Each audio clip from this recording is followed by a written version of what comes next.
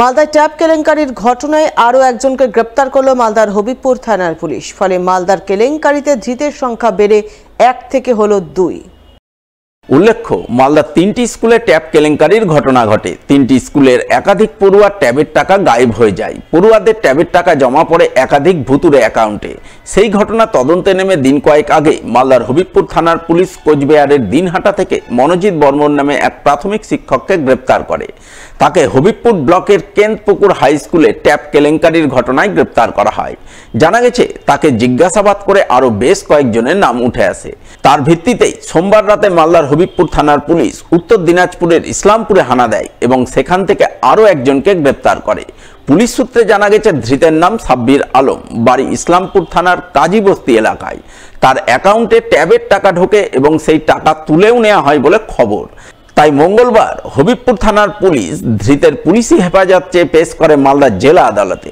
আদালতে যাওয়ার পথে ধৃত সাব্বির আলী দাবি করে সে ট্যাব কেলেঙ্কারিতে জড়িত নয়, তাকে ফাঁসানো হয়েছে। তার অ্যাকাউন্টে মাটি কাটার টাকা ঢুকবে বলে ট্যাবের টাকা ঢুকিয়েছে।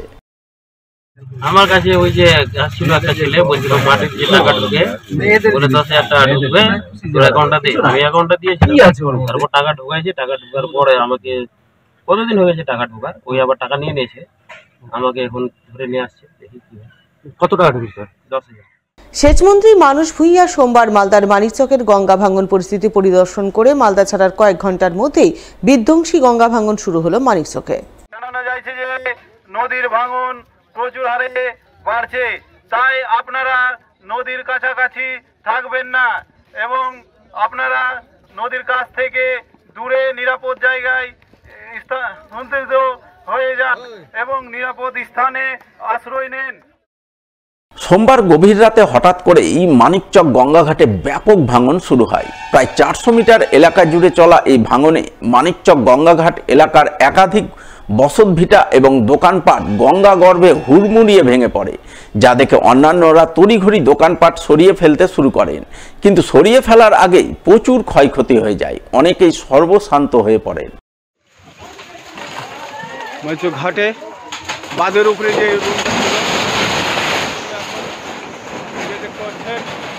পড়ে যাচ্ছে,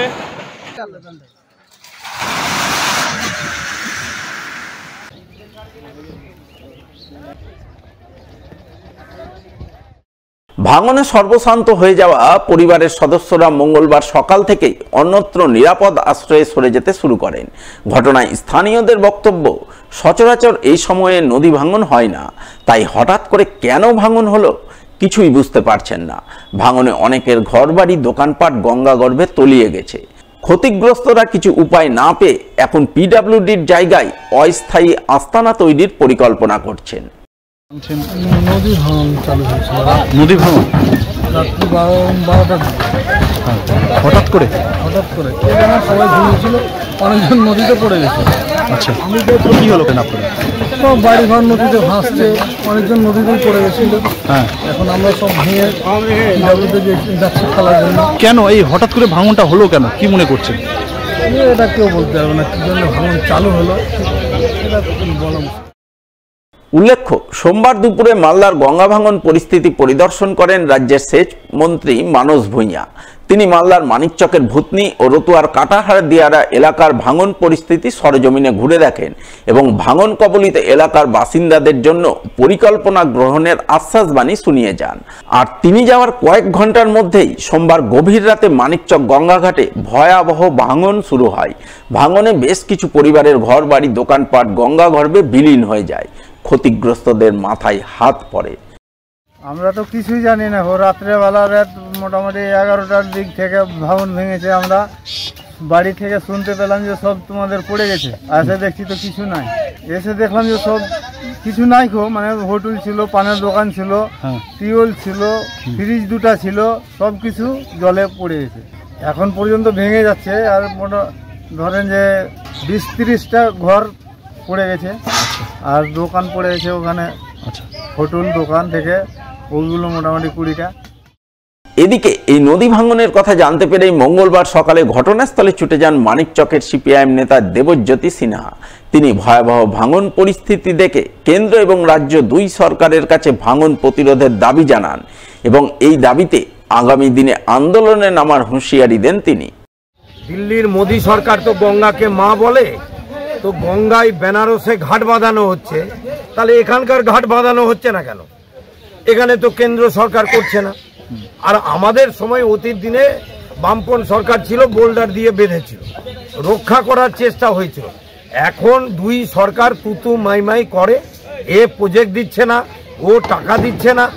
এগুলো বন্ধ হওয়া উচিত এবং জানুয়ারি মাসে আমরা আন্দোলন করব।